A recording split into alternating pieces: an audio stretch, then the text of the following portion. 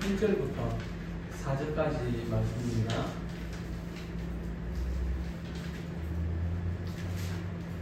교독해서 읽겠습니다. 제가 먼저 읽겠습니다. 내가 여호와를 기다리고 기다렸더니 귀를 기울이사 나의 부르짖음을 들으셨도다. 나의 귀가 막힐 믿음과 신령에서 들어올리시고 내 발을 반석 위에 두사 내 걸음을 견고하게 하셨다. 새 노래 곧 우리 하나님께 올릴 찬송을 내 입에 두셨으니 많은 사람이 보고 두려워하여 여호와를 의지하리로다. 여호와를 의지하고 평안한 자와 글쎄 치우치는 자를 돌아보지 아니하는 자는 복이 있도다. 아멘. 오늘 말씀의 제목은 여호와를 기다리라입니다. 우리나라 사람들이 참 좋아하는 게 하나 있죠. 뭐든지 빨리빨리 하는 것입니다. 그래서 한때는 그 외국에서 우리 한국으로 이제 취업을 해서 오는 사람들이 제일 먼저 배우는 말 중에 하나가 빨리빨리라는 말이 있었죠. 외국의 한 유튜브가 서울에 와가지고 어느 음식점을 들어갔는데 음식을 주문하고 2, 3분 만에 음식이 나오니까 깜짝 놀라던 그 모습이 기억이 납니다. 과거에 비해서 요즘은 좀 분위기가 달라져가지고 그 기업들도 그 직원들에게 무조건 빨리빨리 하라고 이렇게 시키지는 않습니다. 요즘 뭐 웰빙이니 또 워라벨이니 해가지고 개인의 삶을 분리해서 일과 개인의 삶을 분리해서 좀 더 여유로운 삶을 살 수 있도록 지원해 주는 것이 요즘 우리 사회의 분위기인 것 같습니다. 사실 빨리빨리 하는 것도 좋지만 장점도 있지만 단점이 오히려 더 많습니다. 과거에 비하면 지금은 많이 좀 좋아졌지만 그래도 우리나라의 그 운동 선수들이 있죠. 이 프로 선수들의 생명이 외국의 그 선수들의 생명하고 선수들의 그 선수 생명하고 비교를 해보면 우리 한국의 그 프로 선수들의 선수 생명이 짧습니다. 그 이유가 뭐냐 그러면 성적에 너무 매달리기 때문에 그렇습니다. 어릴 때 잘 나가던 선수가 이제 프로로 데뷔를 하자마자 이름도 이렇게 내어보지 못하고 사라지는 경우가 상당히 많았습니다. 그 원인이 뭐냐 그러면 기초가 부실한데 너무 성적에 매달리다 보니까 부상을 무릅쓰고라도 경기를 뛰게 되고 그것이 프로 선수들의 그 선수 생명을 단축시켰다라는 것입니다. 우리 신앙생활도 마찬가지입니다. 신앙생활에서 가장 중요한 것은 하나님과의 관계입니다. 먼저 하나님과의 그 관계가 정상화되어야 합니다. 그런데 하나님과의 관계가 정리되기도 전에 기도 응답에 너무 매달리는 경우가 많습니다. 전도를 하다 보면 이렇게 이야기하는 분들이 많더라고요. 내가 원하는 것이 이것이 있는데 이것을 이루어주면 내가 교회에 나가겠다. 그렇게 하는 분들이 상당히 많았습니다. 그런데 순서가 바뀌었죠. 순서가 바뀌었습니다. 우리가 교회에 나오고 그리고 하나님과의 관계가 회복될 때에 하나님의 인도하심이 있고 또 하나님께서 우리에게 허락하신 그런 복들을 누리게 된다는 것이죠. 그런데 당장 내일이 제일 중요하고 급하기 때문에 하나님께서 일 가운데 빨리 역사해 주시고 이 문제들이 해결이 되기를 바라는 것이죠. 그러다가 문제 해결이 잘 안 된다든지 아니면 내가 원하는 그 방향대로 일이 풀리지 않거나 응답이 오지 않으면 그냥 시험에 들기도 합니다. 그래서 기도 응답에 대해서 성경에서 어떻게 말씀을 하고 있는지 오늘 본문을 통해서 잠시 살펴보려고 합니다.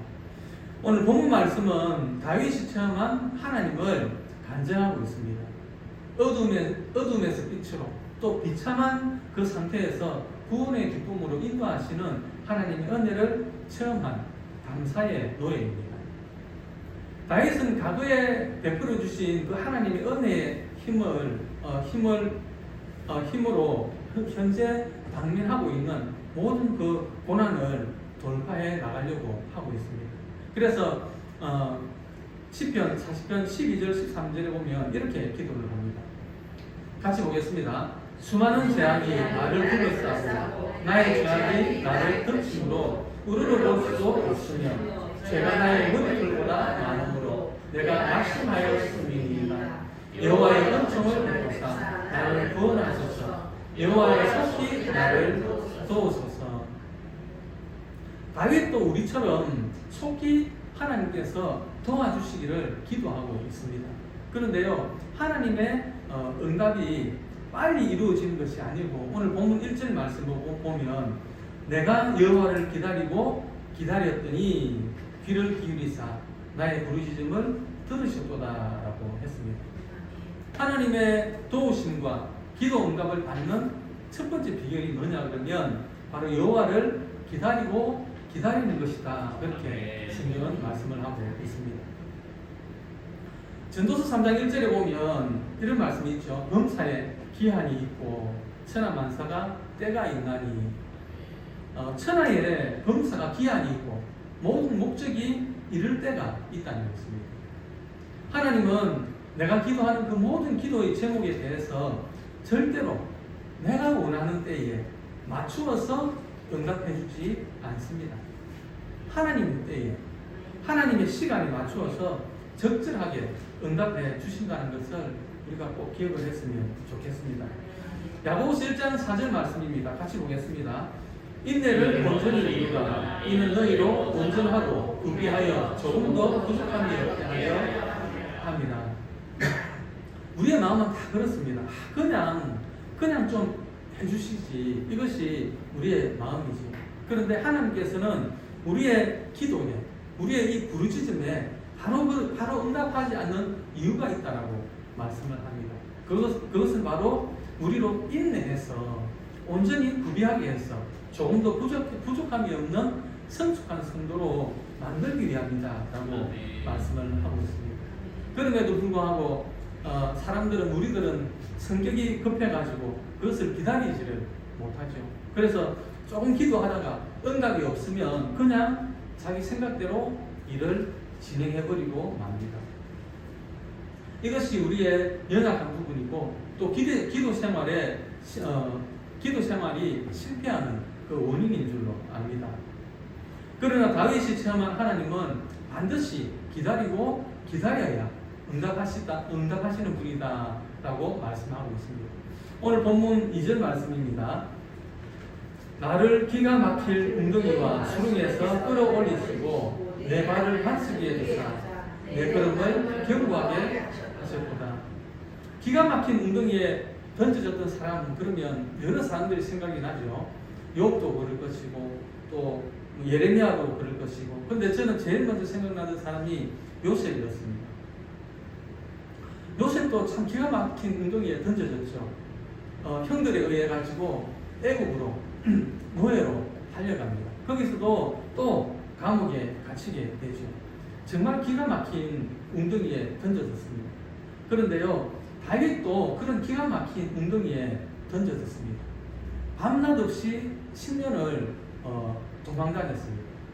여러분, 우리나라의 대통령이 만약에 여러분에게 현상금을 걸어놓고 여러분들을 지명수배를 이렇게 딱 내리면 어떻게 살겠습니까?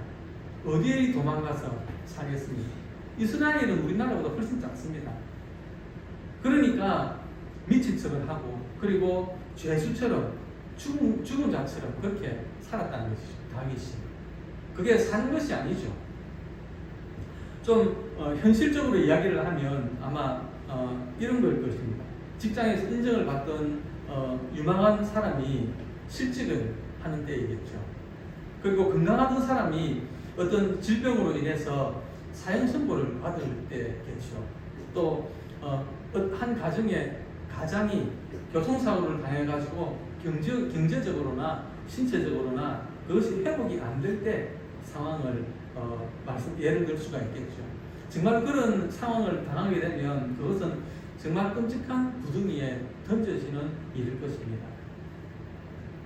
오늘 본문에서 시인이 처한 상황은 우리가 구체적으로 알 수는 없지만 그가 지금 당한 상황은 답답하고 숨이 막히는 상황에 던져졌고 아무리 애를 써도 헤어나올 수 없는 상황은 분명해 보입니다. 그런데 그때 주님이 손을 뻗어서 그 시인의 발을 반석 위에 두게 하셨다라는 것입니다.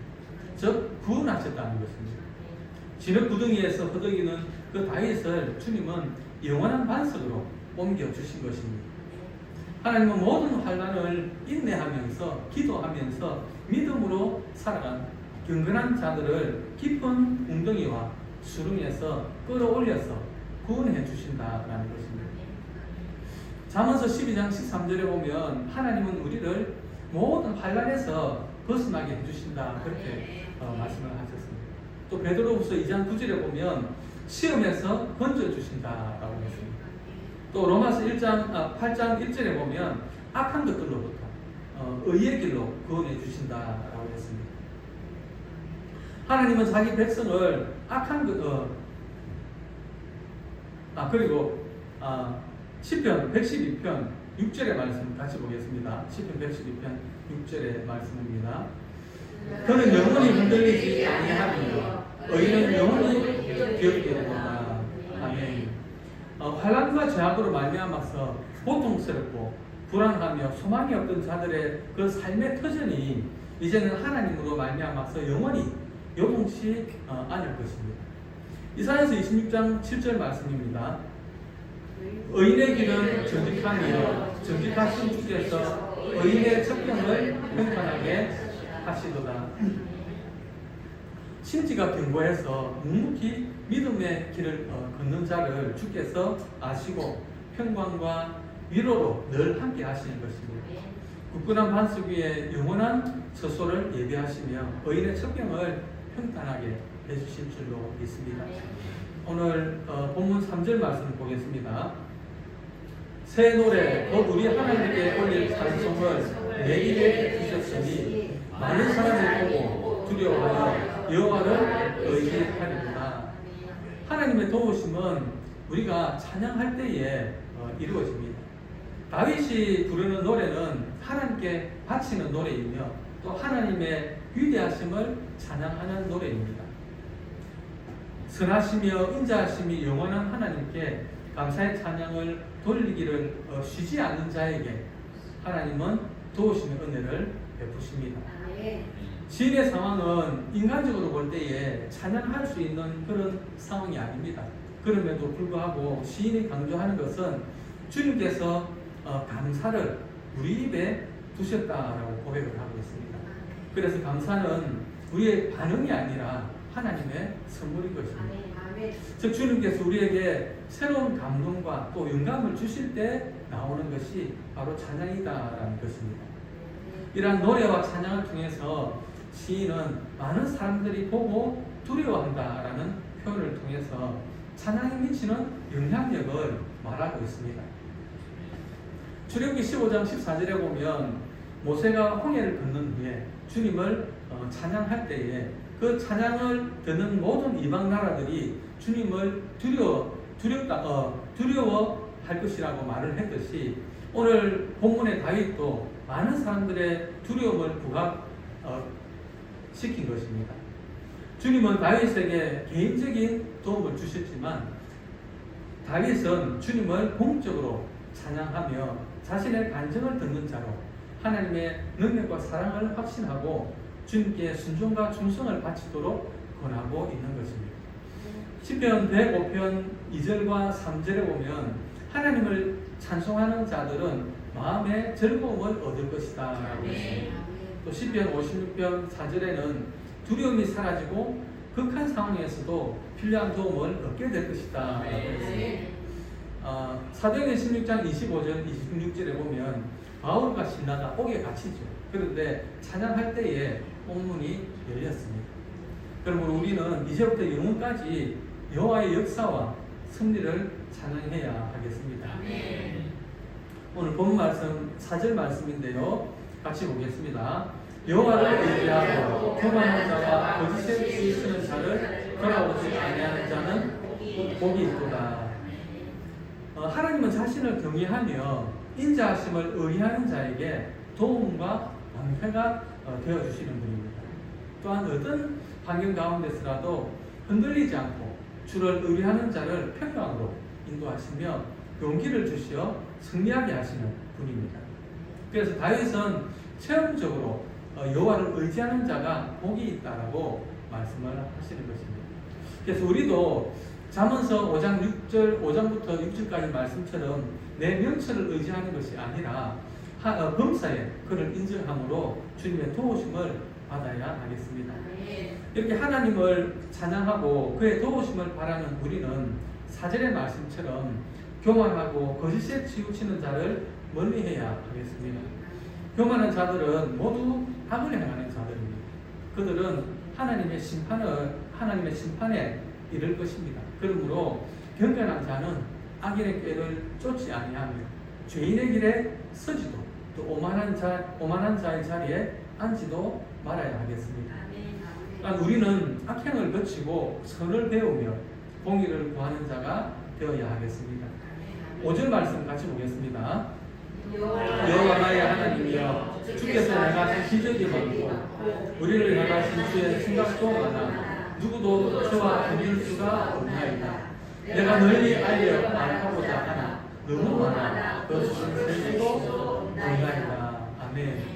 앞서 절에 보니까요, 여호와 나의 하나님이여 주께서 행하신 기적이 많고 뭐라고 했습니다. 하나님의 일상은 기적으로 가득 차 있습니다. 그렇다고 해서 하나님이 그 기적을 아무데나 이렇게 뿌리지는 않습니다. 즉, 기적에 베푸지 않으시다라는 말씀입니다. 왜냐하면 그분은 기적도 많지만 그 기적 못지않게 생각이 많은 분이시기 때문입니다. 그 기적이 정말로 우리에게 신앙적으로 우리의 믿음에 덕이 되고 또 하나님의 영광이 드러나는 것인가, 그것을 하나님은 반드시 보신다라는 것이죠. 하나님의 시간과 우리의 시간표는 다릅니다. 하나님의 생각과 우리의 생각도 다릅니다. 우리는 꼭 지금 당장 우리의 필요가, 우리의 기도 제목이 이루어지기를 원하지만 하나님의 생각은 다를 수 있습니다. 하나님이 필요하다라고 생각하시면 주시지만, 그러나 우리가 아무리 원해도 하나님이 불필요하다라고, 우리의 신앙에 불필요하다라고 판단하시면 절대로 주시지 않습니다. 왜냐하면 그것으로 인해서 우리가 망할까봐 주시지 않는 것입니다. 그래서 우리는 우리의 기도에 응답하지 않는 것도 하나님의 응답이심을 항상 기억하면 좋겠습니다. 하나님께서 당신의 사랑하는 자들에게 베푸시는 은혜는 셀 수 없을 정도로 풍성합니다.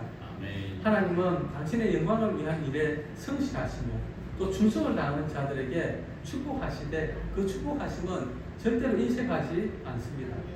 그러므로 이제 우리는 승리의 소욕을 따라 살기를 소망하고 힘쓰고 인내함으로 믿음 안에 거하는 우리 주사랑교회 성도님들이